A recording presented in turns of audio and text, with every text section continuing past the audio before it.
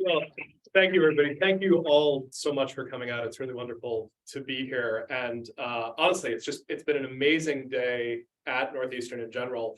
I have never given an academic talk before where someone attempted to feed me 5 meals in 10 hours. And I have to say, I think that sort of sums up Northeastern's spirit of hospitality, generosity. I also think it's possible that someone looked at my picture and concluded that this is a man who would not mind being fed 5 meals in 10 hours. But look, it's wonderful to be here. Huge thanks to Dean Elizabeth Hudson of the College of Arts, Media, and Design. Thank you to all of my friends at the School of Journalism, the Department of Communication Studies, the Center for Design, the Burns Center for Social Change, the Network Science Institute, the New Lab for Text Maps and Networks, and special thanks to my very dear friend, Rahul Bhargav, who dragged me out here in the first place. It is wonderful to be here. I want to start on something of an uncomfortable note with this talk, because I want to talk about a very uncomfortable moment in American history and the history of the public sphere. This is a crime scene photo of Nancy and Paul Pelosi's house. Paul Pelosi, as you probably know, was attacked in his home on October 28th by a conspiracy theorist who had hoped to kidnap the speaker and break her kneecaps so that she would have to appear in the House of Representatives in a wheelchair so that people would understand and know her lies. And it is a mistake just to think of this as the act of a single crazy person, because in fact, this was inevitable. Nancy Pelosi has been the target of Republican fundraising efforts for the last 10 years. Not only did Republicans spend $40 million in this most recent election cycle targeting Pelosi, but if you look over the last 10 years, there's actually been closer to $300 million focused on Pelosi, specifically demonized by the Republican Party. And not only do you have ads like this one, where there is a Wild West shootout in which a candidate guns down crazy face Pelosi, you also have ads in which Pelosi's face appears in gun targets and thoroughly has been demonized at a moment where we also know that Pelosi was a target of the January 6th violence at the Capitol. Very specifically, attackers were walking around saying, "Where's Nancy?" And my guess it was not to talk with her about policy issues. Many people are talking about this in the context of stochastic terrorism. And this idea behind stochastic terrorism is that it is possible to attack someone and not know how the attack is actually going to occur. If you create a sufficiently hostile environment, you can bet that someone at some point is going to try to attack and kill Nancy Pelosi or her husband or some sort of target near and dear to her. The way that people explain stochastic terrorism is to go back to a very old story about King Henry II, who was in an extended struggle with the Archbishop of Canterbury, Thomas Becket, who at a moment of intense frustration about who actually had the right to seat future kings, King Henry said, "Who will rid me of this turbulent priest?" And a number of his knights said, "I think he means us," and rode to Canterbury and killed Thomas of Becket. You can predict at a certain point that when you create a media environment, violence is an inevitable outcome of what's going to happen within that environment. So I've been thinking about this a lot lately because I've been trying to think about certain uncomfortable historical figures. And I have to say, I'm really uncomfortable trashing Sam Adams in Boston, right?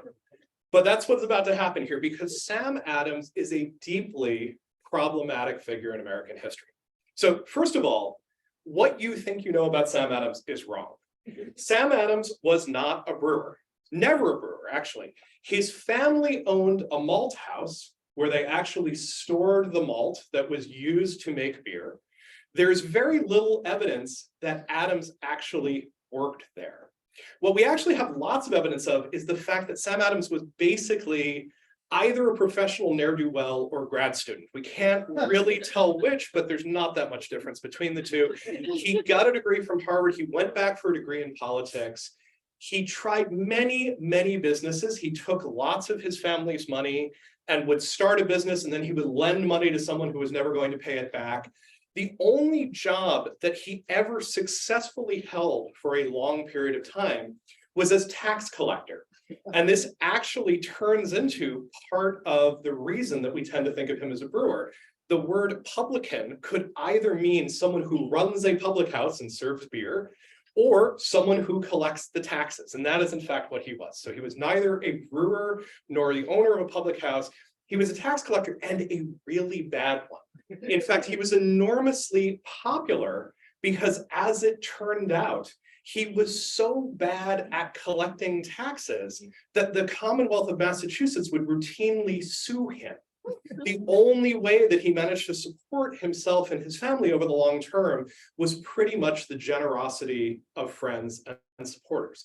And one of the reasons that they were so supportive of him was that he was ungodly good at one thing, and that was politics. I have come to think of Sam Adams as the Steve Bannon of his day. He had an ungodly gift for trying to figure out how to manipulate public opinion. And he did this mostly behind the scenes. He knew everybody in the city of Boston. He knew what motivated them. He knew what got them angry. And he would write to them. He wrote in 30 different pseudonyms, mostly in the Boston Gazette. This was not a man interested in transparency. He would pick different pseudonyms to try to make different political points, and he would fire people up. And if there's one thing that I want you to remember about Sam Adams, he was very, very loose with the truth. He managed to say things that we would look at right now, and they would certainly get a mostly false, if not a pants on fire rating from fact-checking agencies at one point. So one of the things that we tend to associate Sam Adams with now is protests against the Stamp Act of 1765. The Stamp Act is a moment at which the British Crown says, hey, if you're going to have something printed on paper, we are going to tax the crap out of it. We're basically going to put a significant enough tax on it that it costs twice as much as it used to. If you think about this, this is the stupidest conceivable tax you can put on people, because you're basically taxing your loudest, angriest people who have the best chance of communicating with other people. You're basically taxing newspapers and scholars. And so this is a wildly unpopular tax with people who have the ability to tell you how wildly unpopular it is. So Sam Adams writes passionately against this tax and ends up urging people to go and do something about it. And one night, a mob gets together and goes to Thomas Hutchinson's house. This house is just off of North Square. It is a beautiful 3-story mansion with a cupola. It is one of the finest houses in town. Hutchinson is the lieutenant governor. And what's worth knowing about Hutchinson is that Hutchinson is actually on the colonists' side. He thinks the stamp tax is a terrible idea. He is going back and forth with the Crown saying, please don't make me enforce this. I'm going to look like an idiot. Mob goes around. The way these mobs work is kind of fascinating. They go to different people's houses. They go to the person who is slated to collect the stamp taxes, and he says, no, wait, let's go out and have a drink. And they go to a public house and they have some rum punch and they talk it over and they get drunker and they go over to the next house. And by the time they are well and truly drunk, Thomas Hutchinson knows that they're coming. He has battened the shutters on the house. He has sent his wife and children away. He knows that they're on their way. But they storm into the house. Not only do they steal 2,200 pounds worth of furniture, silver, all of the notes for the history of the Commonwealth of Massachusetts that Thomas Hutchinson is writing at this point, they pull the wainscoting off the walls. They take 3 hours to disassemble the cupola off the 3rd floor and take it away. For weeks afterwards, Hutchinson is walking through town and he sees people in Boston wearing his clothes. And you have to think that's a very uncomfortable conversation when you say, Saul, I think that's my shirt. Any chance I could, my name's in the back of it. It says governor over. So how much did Adams have to do with this? We don't know. Unlike almost everybody else of letters in colonial America, Sam Adams does not keep copies of his letters. In fact, he does something really strange. He either burns his letters or he shreds them with scissors. His cousin, John Adams, says, Sam, why are you not keeping your letters? All the rest of us keep copies of his letters. And Sam Adams says, whatever becomes of me, my friends shall never suffer by my negligence. Which suggests to me that maybe he had a little more to do with some of these incidents than we can strictly find out from the histories. What we do know is when Hutchinson goes to the assembly and says, there have to be consequences. We have to do something about the fact that my house has been sacked. The most passionate person arguing against him is Sam Adams, who manages to convince the assembly that there will be no charges rendered for this spirit of patriotic fervor and dissent.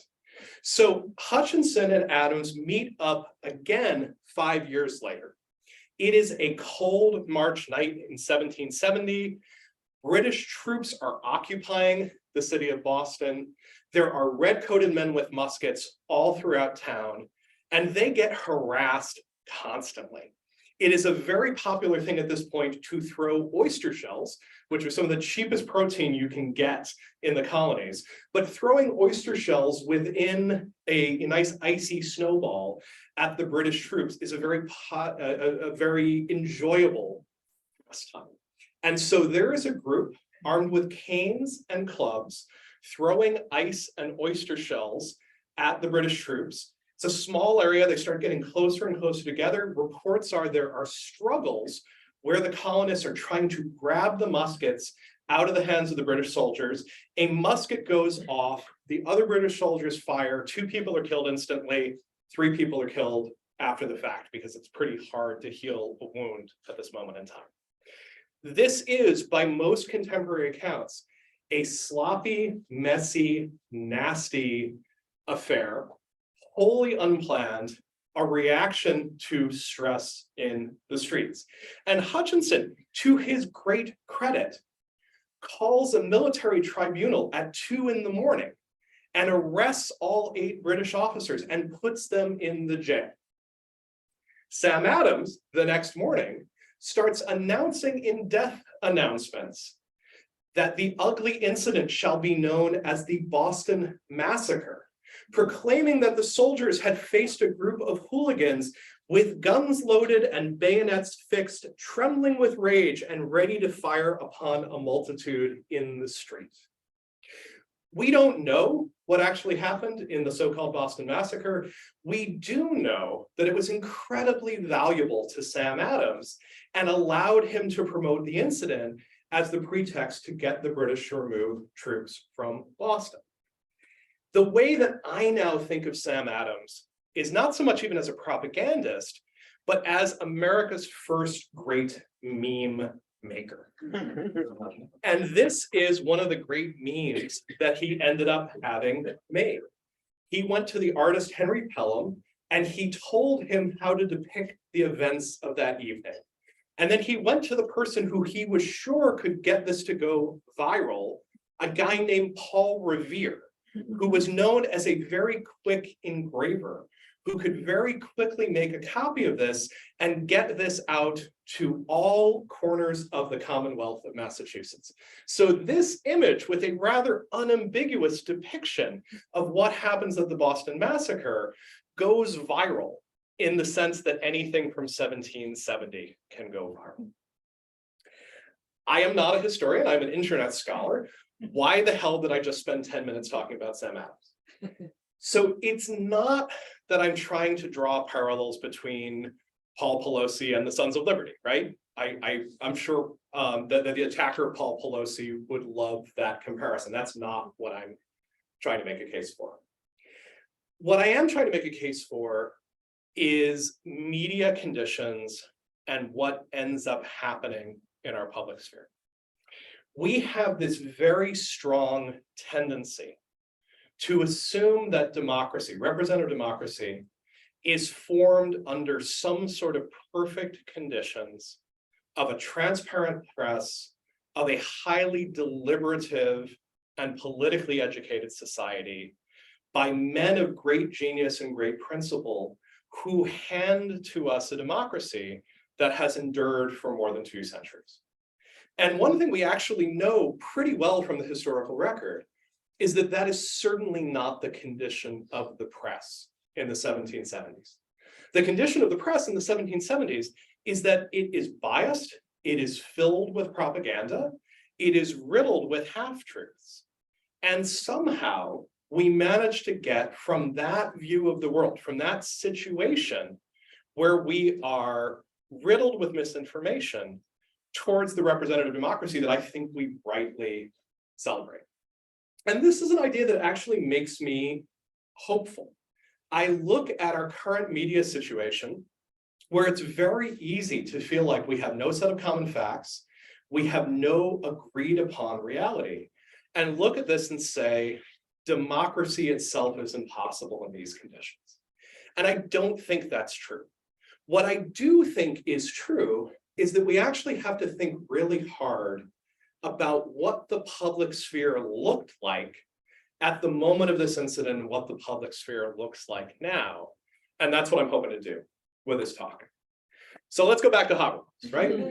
Jürgen Habermas gives us this concept of the public sphere. His key insight is that the bourgeoisie in the 17th and the 18th century are able to get together and through the strength of their opinion and by acting as a counterweight and a counterbalance to absolute monarchy, they are able to provide something of a check on power. And Habermas argues that this starts happening by having public discussions around non-civic matters. It's about art. It's about arguing over plays. It's about poetry readings and critiques. But it's this idea that people have the right to think for themselves, to advocate for their own point of view, that over time becomes the mechanism of public opinion formation. And that allows a group of wealthy merchants to stand as the counterbalance to the monarchy. This guy is less well known, Pierre Rosanvallon. He's a current French social theorist. I find him incredibly helpful on this. Rosanvallon looks at the American Revolution and the French Revolution and says one of the really interesting things that happens in both of these revolutions is that the public sphere creates a set of institutions. For Rosanvallon, they are the press, civic society, public opinion, and the judiciary. And these institutions stand in opposition to the democratic institutions. They apply pressure to them in much the same way that a flying buttress keeps the wall of a cathedral standing. So we think of the government as being about an executive and a legislative and a judicial. He ends up saying, no, it's the executive and the legislative, and then it's the press and public opinion and civil society and the judicial. They are the counter pressure. They are contra democracy. So he's got this lovely way of looking at this and saying, you must have a public sphere if you're going to have a democracy.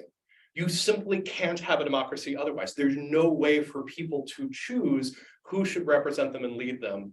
You need to have a public sphere that is capable of deliberation and conversation of the events of the day so that you can hold power in check as well as electing people to power. And of course, we all know Nancy Fraser, who comes in here and says, oh, and by the way, there is not just one public sphere. You're talking about an elite public sphere that is only open to a limited number of people.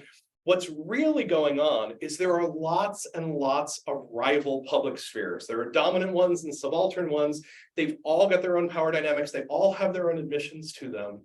And they collectively are shaping how the public makes sense of things and ends up participating within a democracy. So, what are the ingredients of a public sphere? At minimum, you need to have some way of knowing what's happening in the world. If you cannot know what's happening in the world outside of your head, there is no way that you can be involved with civic decisions. So you need something to have some sort of press function. Habermas celebrates these early newspapers that are starting to come out in England in the 1600s. These are also not great exemplars of journalistic integrity, but there are lots of ways to get discussion of what's happening in political systems. Newspapers evolve much more slowly in France, but there are gossip sheets that are coming out of the court of Louis XIV saying, this courtier is in favor, this courtier is not in favor. And while that sounds very silly, those are basically the inside Washington of the day. They are reporting on what's happening within those political matters. Habermas also gives us this notion of a space in which we can convene and confer. I'm going to try to be very careful not to use the word deliberate, right? Most public scholars talk about this need for deliberative public spaces. I am not convinced that we actually deliberate all that much. I think we like to think that we deliberate a great deal. I think what we actually do is confer, and in many cases confirm our tribal identities or decide to break with our tribe. But one way or another, under Habermas, there start being spaces for this. In London, there are a set of coffee houses. They are referred to as penny universities because for the price of a penny, you can come get a saucer of coffee, you can read the newspapers, you can have an argument. Huge numbers of English institutions come out of this. Lloyd's of London comes out of this. It's literally in a corner of a coffee house. Huge aspects of British society come out of the coffee house, and Habermas argues that this is the space where people from different walks of life can come together and convene and confer. Lots of things to note here. Not everyone can make it in. And this is where Fraser is helpful. We need to think about what is the preparation to enter that public sphere. For Habermas's public sphere, you better be male, you better be wealthy enough to have leisure and the spare penny to have coffee. You better be literate. That's already a very, very limited sort of public sphere here. But I would argue that public spheres always have certain precursors that say whether you can become part of them or not. So what's the public sphere look like in the 1770s? I'm glad you asked. The press in the United States is a very different thing than it is in England. In England, in the 17th and 18th century, the press is dominated by the Stationers' Guild. The Stationers' Guild give individual printers a license for a whole category of books. Your Bibles, you are school books, you are scholarship, you are news books, and you now have that exclusive category. And if you lose that exclusive category, you lose your business. You also have a share of the Crown's printing revenues. Whenever the Crown needs something printed, if you're part of the Stationers' Guild, you're going to get one of those sweet Crown printing jobs. You have zero incentive to print anything that is against the Crown. This system works so well because people have no incentive to step out of it. We know how well it works because in 1642, when Charles II starts losing power and is forced to flee to Oxford, we see more books published in the city of London in that single year than in 150 years before that. So this is holding back an enormous amount of press sort of coming out. In the US, in the early colonies that become the United States, you have no Stationers' Guild. So there is no monopoly on this. And so what happens instead is the first press in any city gets the government contracts, it's super cautious, and then the second paper comes out. And the second paper is the rowdy paper. And these papers are really rowdy. These are real lines from newspapers in 1800 talking about Jefferson's election. This is not a friendly debate going on between Jefferson and Adams. And I'm not reaching to find these quotes. These are pretty straightforward as far as where the debate is happening in the press. The debate is unrestrained. It is profane. It veers back and forth between something like Thomas Paine's Common Sense and, frankly, name-calling. And it's all mixed in there in a press that is extremely commercial. It's 50 to 70% advertisements. There is no reporting. There is no job yet of reporting. This is second and third hand news. And often it's literally clipped out of another newspaper and then retypeset and sort of passed along. But it is incredibly free. And compared to what's going on in England, compared to what's going on in France, this is a radical step forward in press freedom. But there's some other stuff going on as well. Every town in the Commonwealth, every town in New England has as its largest and most beautiful building a meeting house. And the meeting house has two functions. It is the house of worship, and it is also the center of government. And those two things are really close together, right? There is no separation of church and state in early America. This comes in significantly later, and it doesn't get to the sort of full separation that we're talking about until well into the 19th century. At this point, towns are affiliated with one church. You are congregational, you are Baptist, and those things happen at the same time. But this meeting house means that you have a civic culture of participation of at least part of your citizenry. These towns are run by town meeting. And we have a little bit of that legacy in Massachusetts. Still, my town of Lanesborough is still run by town meeting. But town meeting at this point happens weekly. It involves all free men. So this means that you are male, property owning, you are not indentured, you are not enslaved. You do not have to be white, interestingly enough. There are Black free men. It's less than 10% of the Black population at this point. No luck if you're female, no luck if you're working for someone else. But for some fairly substantial part of the community, regular political participation is something that you are engaged with on a weekly basis.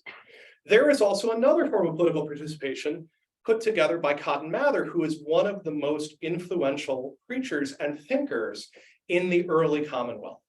He and his wife, Elizabeth Hubbard, start something called a Neighborhood Benefits Society. And it's basically 8 or 9 couples, husband and wife, getting together every week to pray and then to talk about what would be best for the village.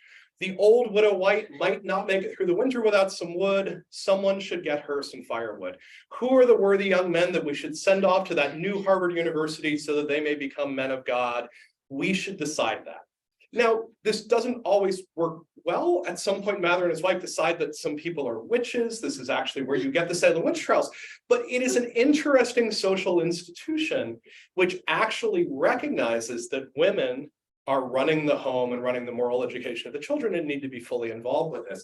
It ends up being the model for Ben Franklin's Junto, which is a social club of middle-class tradesmen, laborers, who get together to debate political issues of the day, who prepare essays. In the Junto, you literally had to write an essay every 3 months to prepare it for your fellows.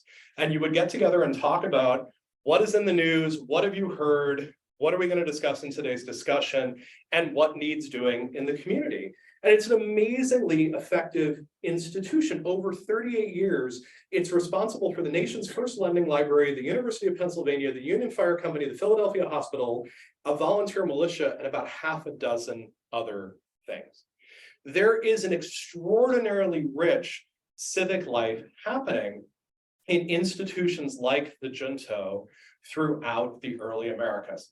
In fact, it is so remarkable that it is one of the biggest things that Alexis de Tocqueville writes about when he comes and travels in America in the early 1800s. He is amazed by this idea that projects that would normally be undertaken by wealthy businessmen or by a duke or a baron are taken on by voluntary societies who find each other and who carry out great works. So you've got a free-ish, dysfunctional but free-ish and open press. You have a number of spaces in which people are convening regularly to talk about civic life. You also have a fairly remarkable preparation for participation in the civic life. So one thing we have to say is that in Massachusetts, our founders are religious nut jobs. They are so radical in their Protestantism that they ban Christmas. This is the original war on Christmas. This actually comes from the Puritans, not from Fox News. But at the center of their faith is the idea that everybody should be able to read for themselves and interpret the Bible. And what this means essentially to our founders is that literacy and that ability to read is essentially a holy sacrament. And so every family in Massachusetts is required to educate their children, boys and girls, in reading at minimum. At this point, reading, writing, and arithmetic are taught in that order. So everyone knows how to read. You might know how to write if you have reason to do it. You might know arithmetic if you're going to need to know how to do sums. But you have near universal literacy. In 1647, you get the Old Deluder Satan Act. I am not kidding. You can look this up. This is on a Commonwealth website. And the Old Deluder Satan Act says that if your town, by the grace of God, makes it to 50 families, you must start a school and hire a schoolmaster. If, by the grace of God, your town makes it to 100 families, you must have a dedicated school building, and the schoolmaster must be training people to go to university. So you have a system that is training people how to read, that is preparing people for university, that is preparing people for public participation through these town meetings, which are a feature of daily life. This ends up becoming the model that Horace Mann picks up, creating secular normal schools, which happen throughout all of Massachusetts and end up influencing public education as we know. So my argument is this: you have crappy press showing up around 1700. You have lots of exaggeration, lots of distortion, but you may well have had a population that was better prepared to deal with that form of discourse than we might be prepared to deal with at this particular moment in our history. So I am interested in this question, in what ails our public sphere at a moment where a disturbed man who probably thinks of himself as a patriot thinks that it is a reasonable thing to do to assault an 82-year-old man with a hammer. Our news is in trouble. I don't need to convince most people in the room of this. We know that high-level elite media, the New York Times, the Washington Post, the Wall Street Journal, have found ways of making it through a digital transition. There are remarkable stories of smaller cities like the Boston Globe finding ways to make this transition.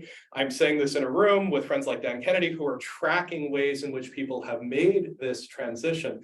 But there are a lot of small newspapers that are in real trouble, and where we have a chance that we may be losing the sort of everyday reporting that we would need to be informed about these affairs.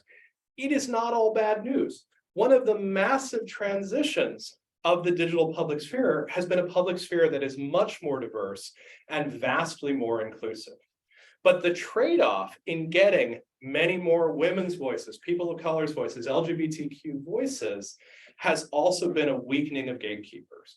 And we have ended up with a public sphere that is not always very reliable. It is one in which we often have to ask the question, why is someone saying this? Can I believe this? Can I figure out whether this is verifiable or not? Our public spaces have gone online in many cases. This increased with COVID, but arguably this has been going on for some decades. Now, people have been retreating from public life.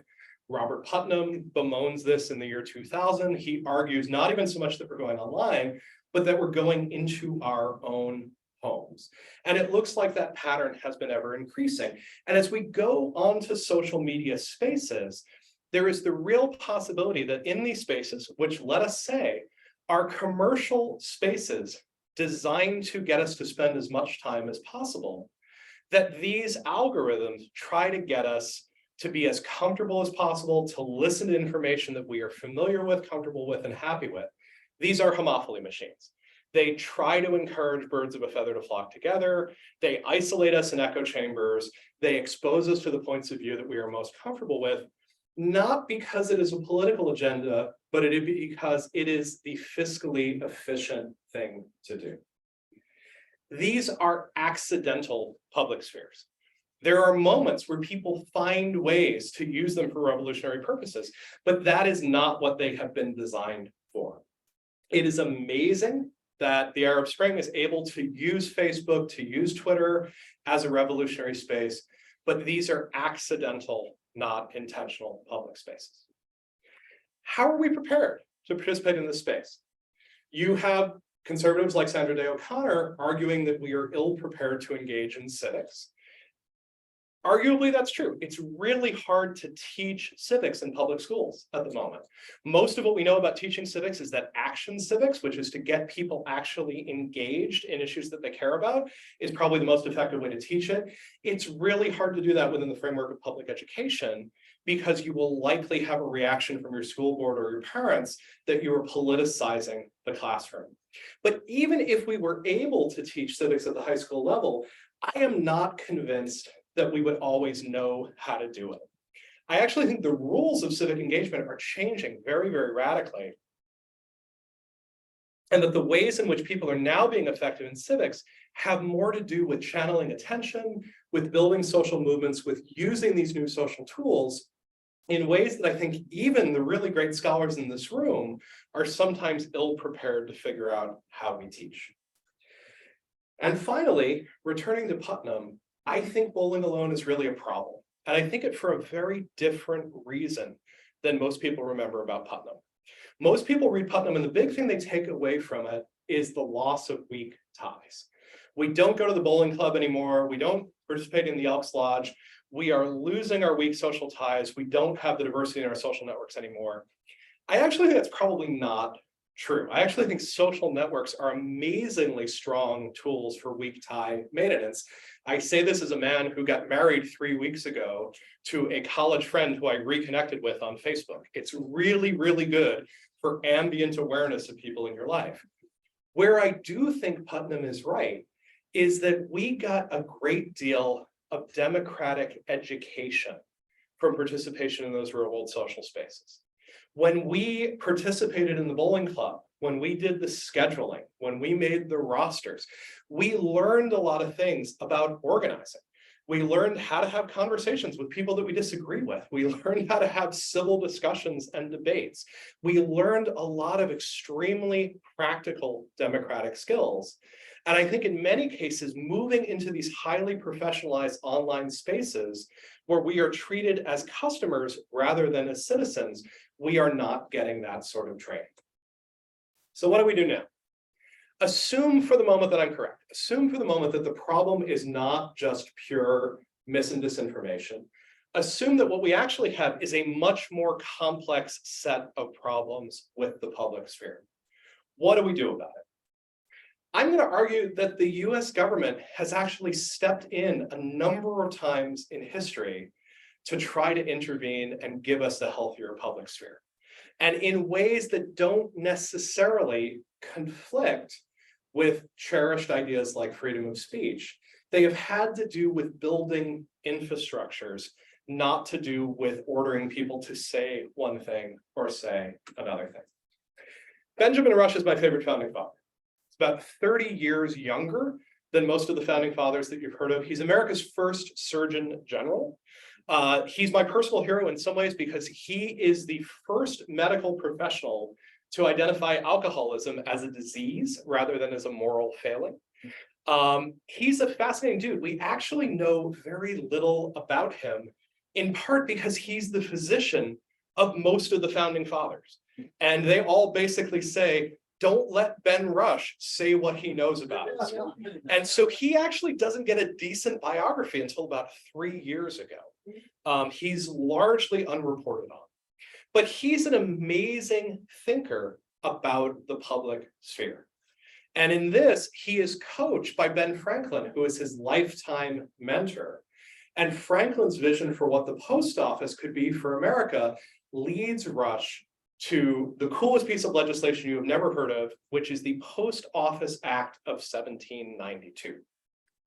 Rush comes in and says, look, you've got to have a post office. There is no way to wire together this utterly vast nation unless we have mail spreading freely between this giant country. This is the true non-electric wire of government. It is the only means of conveying heat and light to every individual in the federal Commonwealth. It should be a constant injunction to the postmasters to convey newspapers free of all charge for postage, right? He almost gets it. What he gets instead of free newspapers is a massive subsidy. For about 80 years after the passage of the Post Office Act, private letters cost roughly 10 times as much as a newspaper.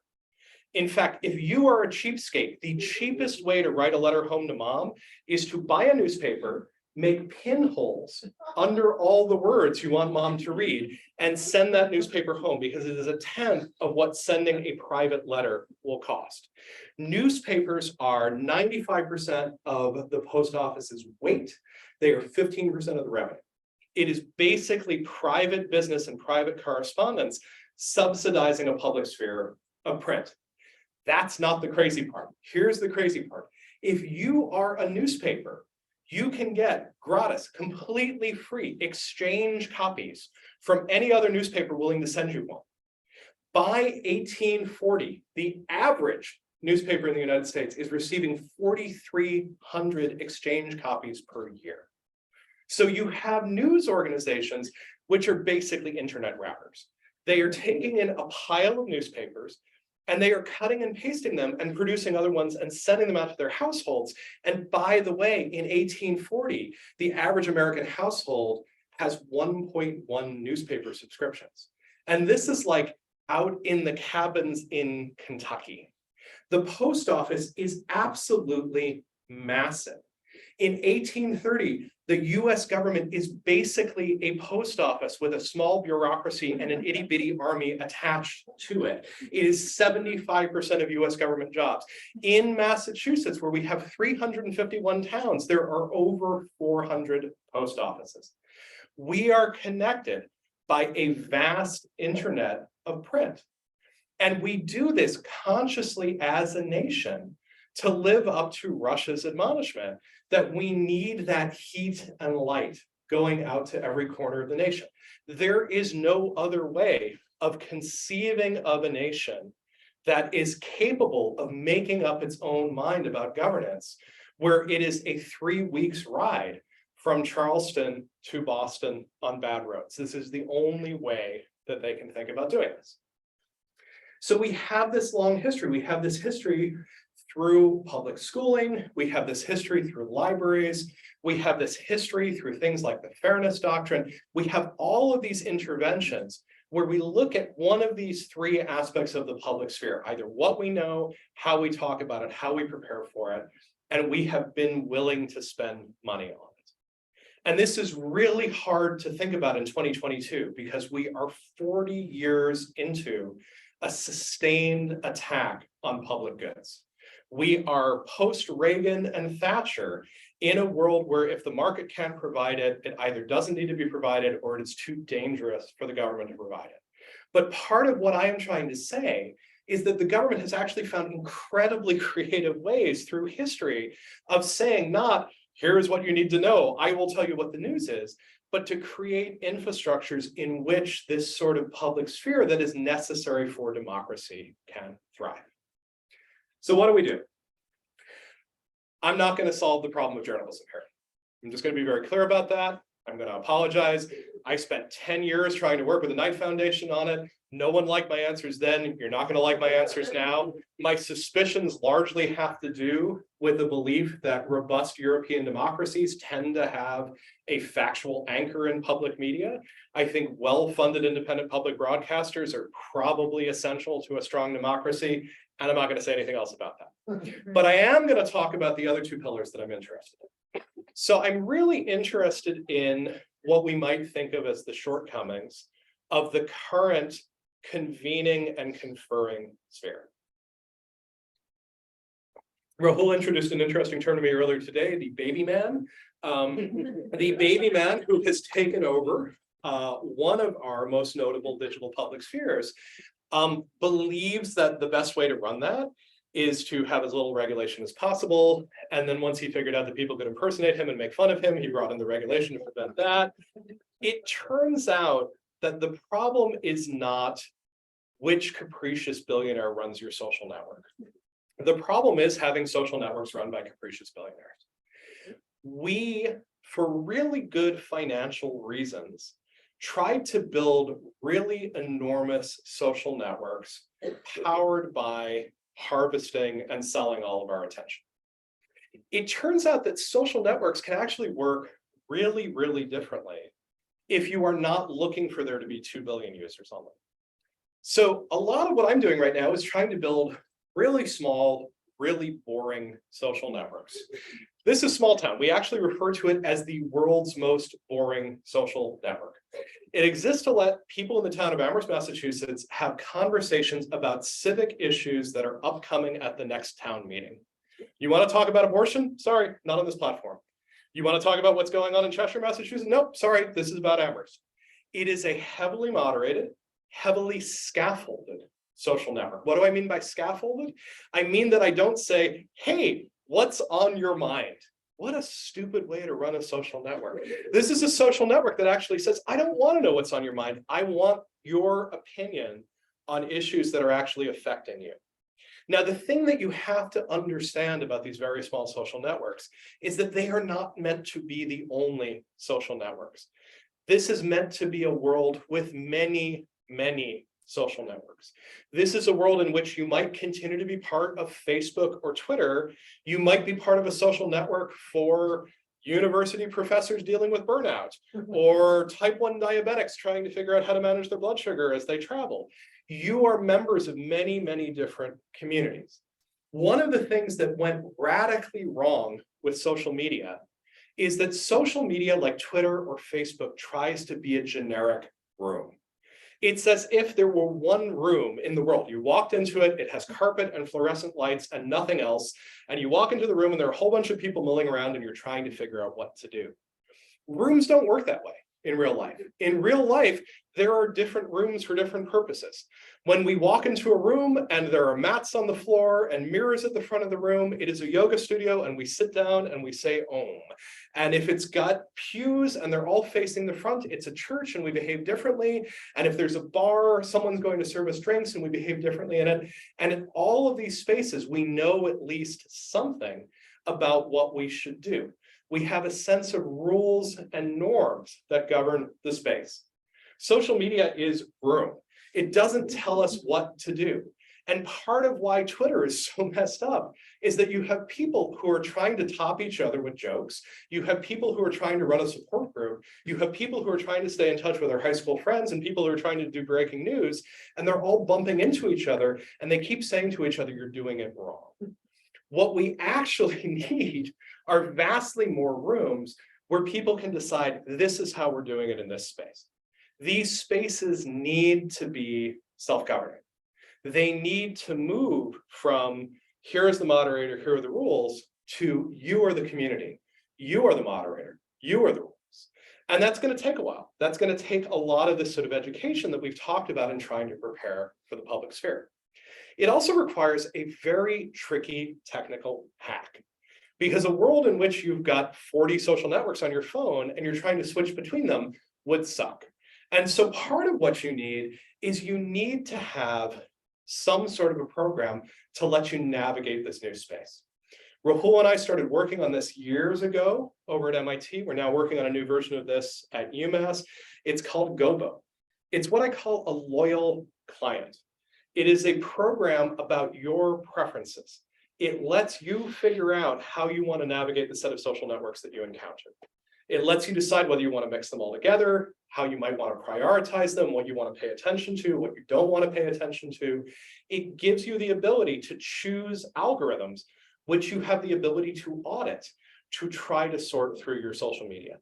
It is really hard to build. We will be releasing a very early version of this. It works on Reddit, it works on Twitter, it works on Mastodon. Our first version is algorithm free. It is simply trying to combine all of these things together. We are starting to bring in algorithms from third parties. So you could pick it in and say, I want an algorithm that's going to prioritize happy pictures of pets, or I want an algorithm that's going to try to prioritize news that is likely to be truthful. I think we need this for a couple of reasons. Right now, the way that we interact with social media is wholly controlled by these platforms. They can put algorithms in front of us to keep us clicking, to keep us paying attention. I think every one of us has gotten lost on TikTok or on YouTube or any sort of infinite scrolling media. That control needs to be in our hands. And we need to be vastly more thoughtful about what we're encountering and how we're encountering it. But we need something else. We actually need to start using social networks as a preparation for how we participate in the world.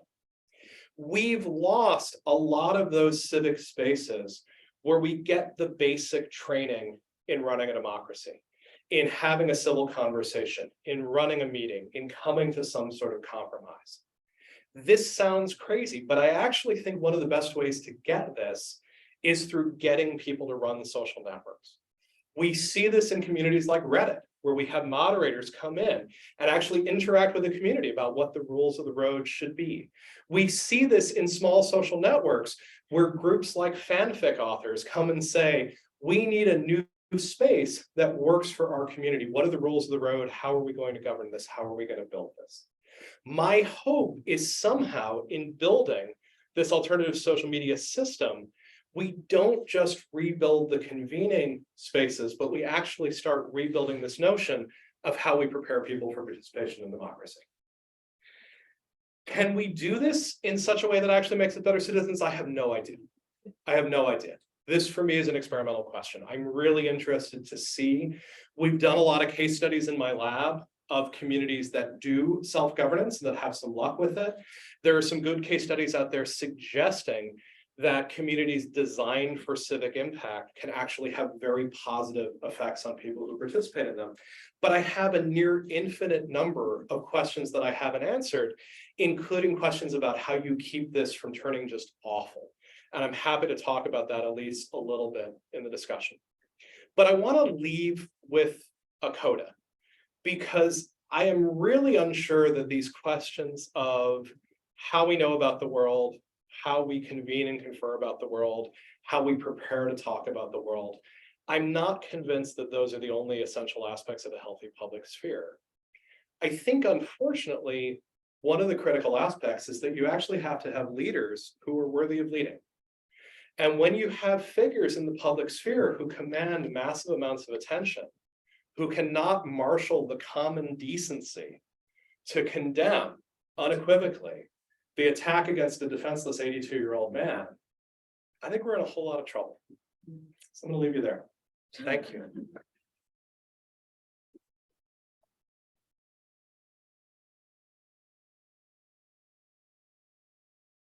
Thank you, that was incredible. So we have time for Q&A. Do you want to moderate or do you want me to? I'm happy to moderate, but I want a seat. Okay. So if I can take a chair, I will happily do Q&A because I talked a lot today. Hey, everybody. Please go for it. Hey. So thank you, funny, insightful. Tell everyone who you are. Not everyone knows you. So Jeff Howe, I teach. I was curious about, well, would a public-funded, public-governed social network forego Section 230 protection, or it's kind of a two-part question, or maybe it's just a backhanded way of asking you if you think we can have a socially responsible social network with Section 230 protections. I've actually been spending a ton of time on 230. And it's interesting, people refer to Section 230 as the 26 words that created the internet.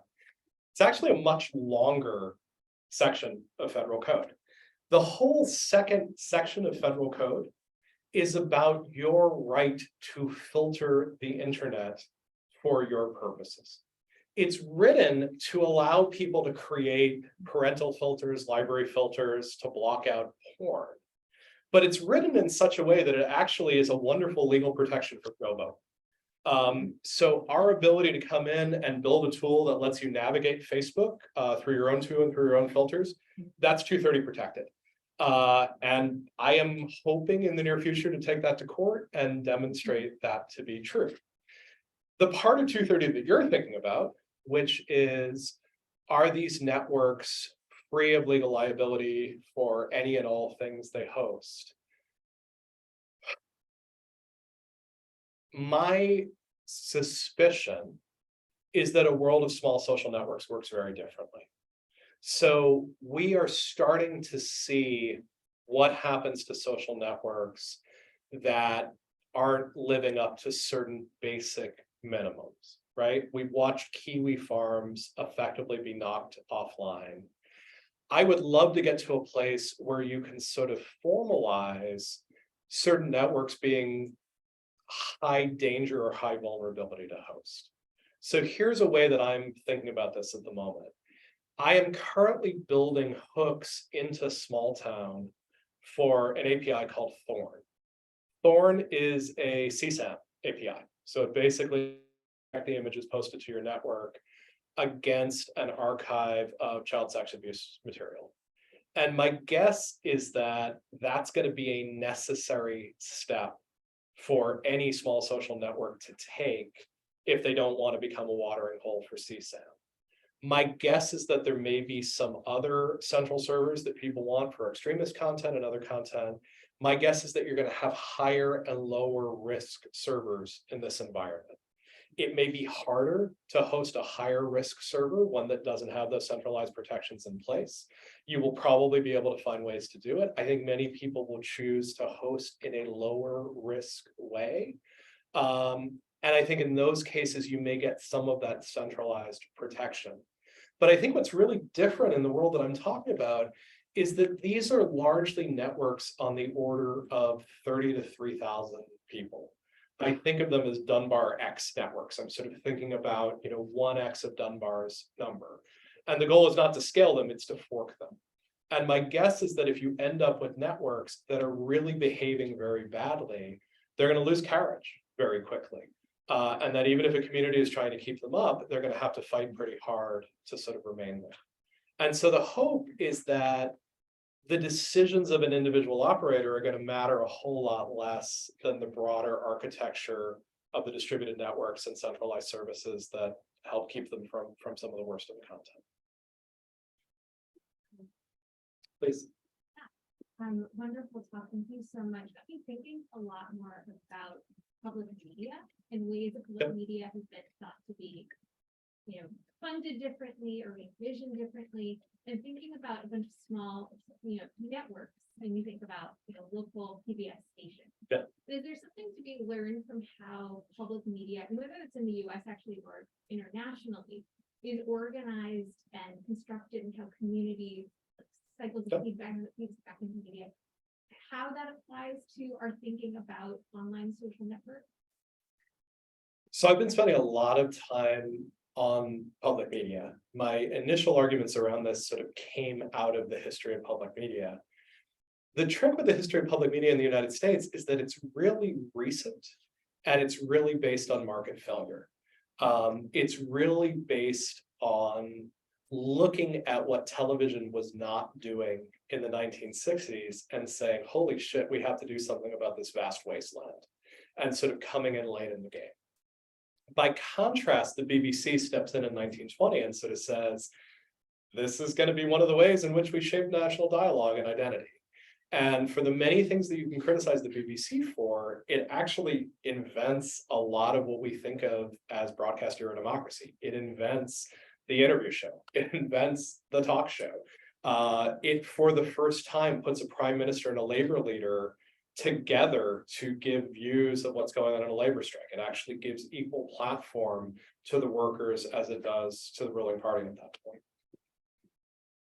Public media in the European sense, which is to say taxpayer-supported, heavily regulated, reasonably well-funded, is a good model to build from. And I'm spending a lot of time hanging out with a group called Public Spaces, which is largely founded by Dutch public broadcasters and Dutch cultural institutions who are looking for ways to make the software that they use more consistent with their organizational values. They are hoping to get to the point where they're not using Facebook, they're not using YouTube, but they can get together and use their resources to build alternatives. And they are closely related to a Dutch project called PubHubs, which is trying to build a Facebook alternative to allow parents at schools to organize without using surveillance social media at the same time. And we're getting to the point where in a European context, this idea of funding network projects through public media is at least going to be on the table. In the US, I think the best we could hope for at the moment is convincing some public radio stations to run Mastodon nodes. And I think even that would actually be a fairly heavy lift, because you would have to get them involved with this question of moderation. I do think what the US public media has going for it is that it has really strong community buy-in, although it tends to be heavily partisan and heavily elite biased, and that it has the locality associated with it. So I think public media is absolutely a way to go, but it's some combination of what's working in Europe and what's working in the US that actually gives us a path to navigate through. Or Australia, better. Yeah, I don't know Aussie public media nearly as well. I made a decision sort of once it became legal to travel again to start spending May in Europe lobbying public broadcasters, and did it last May, and it was really good fun. And I'm planning on doing some version of this again this May and see if we make some progress with it. Please. Yeah, great talk. I really like the fact that you brought in the infinite scrolling of social media. And I kind of think of it as this blind power that most people and think society isn't even know it's present. What's the way to combat that and teach people that there are these algorithms that we don't even know how they work, since they're so esoteric? So, I mean, I think the first thing that you can do is say, do you actually want the algorithm? Facebook, very deep in its settings, has a way of turning off the algorithm and just getting a reverse time order feed. Twitter lets you do it. It's pretty straightforward on Twitter. Who knows, it will remain that way. There's other social networks that are entirely algorithmic. It's almost impossible to use TikTok without being algorithmically dominated. 70% of page views on YouTube are coming through the algorithm. For starters, turn it off and see how it changes your experience. Most people end up finding it's pretty overwhelming. You have certain friends who just post too damn often, and you just don't want to hear from them all that often. You have people that you've friended out of a sense of obligation, and you don't necessarily want to hear from them all the time. But it takes you down this path of starting to think about, what is the algorithm? How is it serving me? How is it not serving me? Rahul did a museum exhibit around this, so trying to sort of say, how would these social media posts be sorted by these different algorithms? Part of what we're doing now with Gobo is trying to build algorithms that you can audit. And our way of doing this is being able to say, you can pipe content into this algorithm and you can see how we're scoring it. And we're stealing an idea that Rahul implemented in the original version of this, which is you can flip over every post in your feed and you can see how it's scored and why it went to you. These are tricky things from a UI UX perspective. Lots of UI UX designers will tell you this is a terrible idea. You're going to send people down rabbit holes.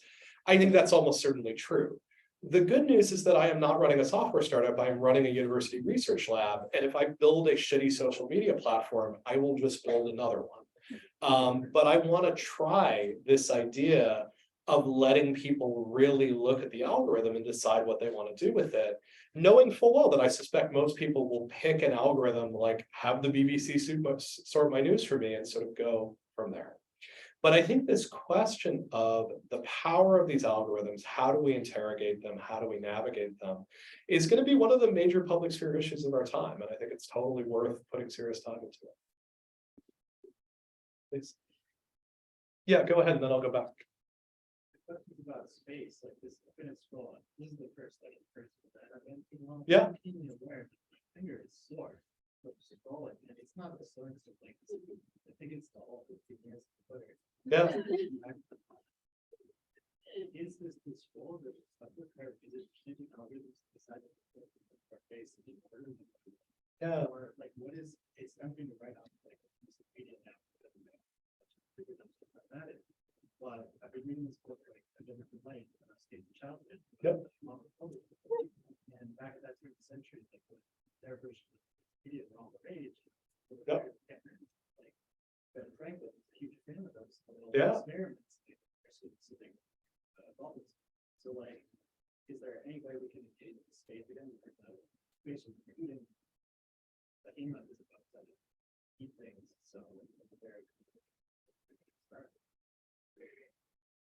I think my perhaps unhelpful answer to this is to say that I think for starters, you have to decide that you want these things designed from the perspective of what's good for you as a civic participant, rather than the subject of entertainment, right?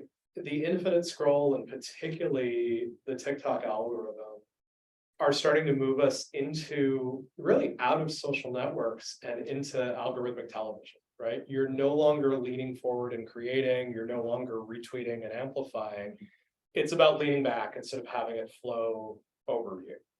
And from the advertiser point of view, that's an even better experience because you get lost within it. The session links on something like TikTok are amazingly long. And it's, it's what we do for cognitive downtime, and cognitive downtime is fine, but you can't just have cognitive downtime, right? Pure cognitive downtime almost immediately leads you towards an authoritarian media system, right? We will feed you where it's going, you will follow what we're saying. You need to have some of that lean forward as well.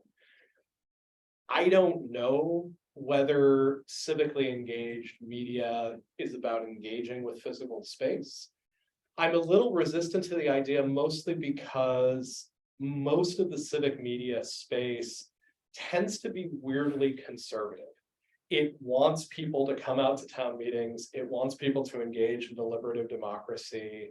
It wants people to sort of show up in physical spaces. And I'm really skeptical that we're going to create a mass movement around that. My decision to avoid the word deliberation was around this idea of, I'm not sure that those ideals of how we interact in space are the way to go. I think dealing with the reality that we're in right now and trying to figure out how to go forward with that might be a better place to be on this.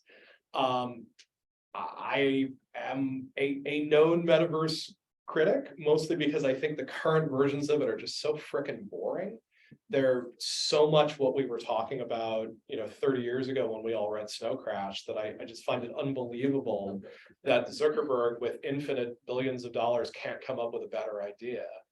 But I think in general, this question of how we design technologies that actually allow us to convene and confer and to make up our minds is one of the most interesting challenges we have out there.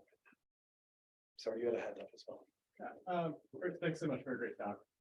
I'm curious a little bit around discoverability and sort of universe you're imagining of all the small social networks. Yeah. Rightly or wrongly, one of the things with big centralized Yeah. networks is people find people they wouldn't know otherwise, communities they didn't know existed. How does that work sort of in these smaller environments? It's a great question. So Mastodon is wrestling with this already. And people are having this problem of sort of saying, where do I find someone? One of the very simple solutions behind this is to sort of announce your identity. Like, here's where I am on these different things, and essentially say, I want to be found at these different places. I would argue that Facebook is two tools, one of which is amazingly good and one of which is terrible. I think it's a terrible social network. I think it's an amazing directory. And I actually think trying to figure out how we rebuild the amazing directory that Facebook created, which, by the way, helped me get married, like, useful thing, finding people from other moments in your life, super helpful. I think allowing that to be the province of a single company is a terrible, terrible idea. And I think what we're likely to end up with is some sort of identity protocol where you basically say, this is an identity server. This is where I'm going to say, come find these aspects of me, come find and subscribe to me in these different ways. Will it be on the blockchain? I don't know. I hope not.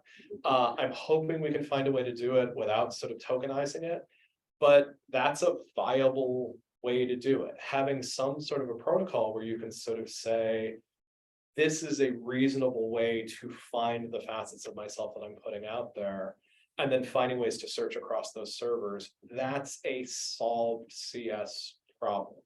It is not as easy as a centralized directory, but it's solvable with caching and some other methods.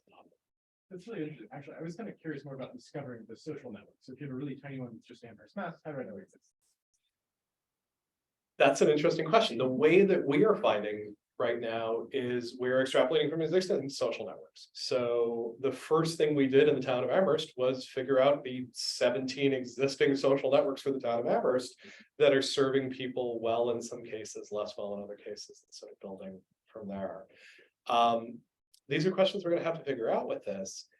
My talks usually end up with something along the lines of imagine better, but I will give you a much more honest answer with this, which is, I don't want to build all this stuff.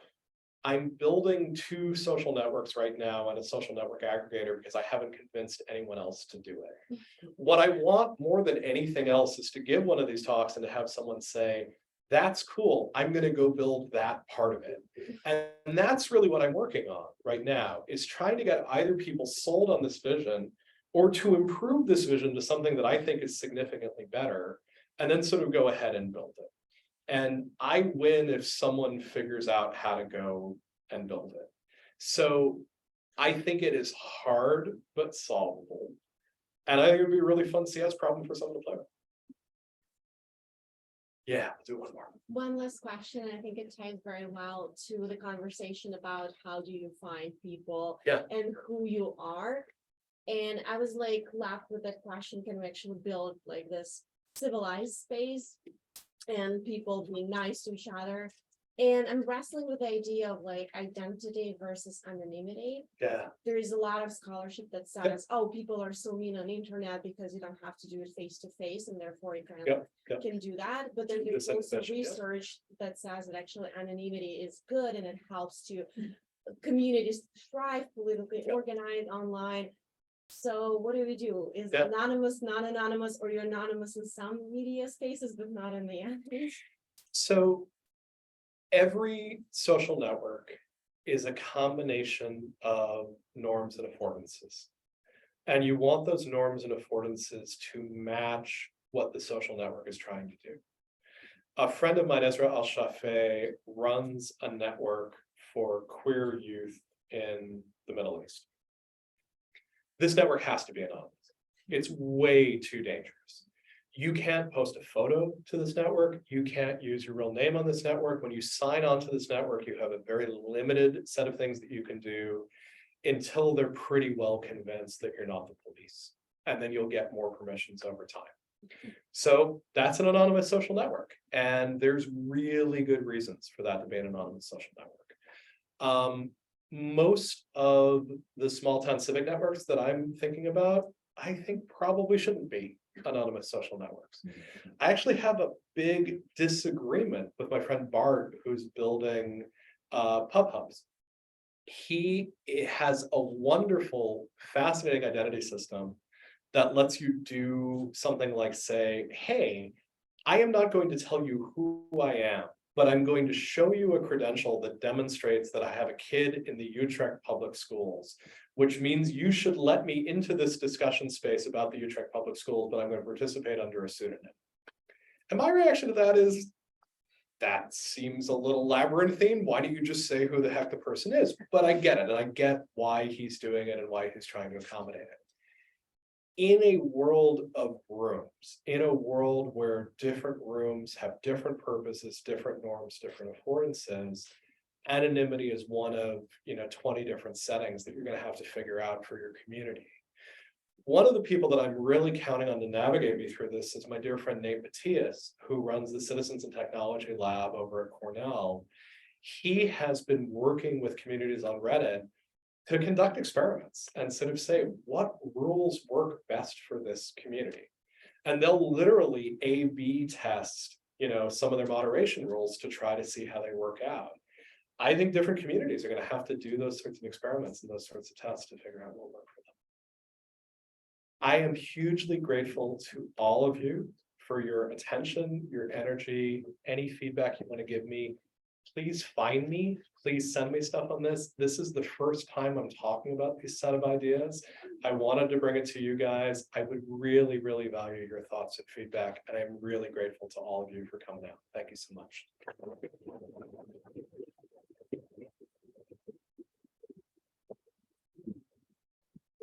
Then this has been great. Thank you so much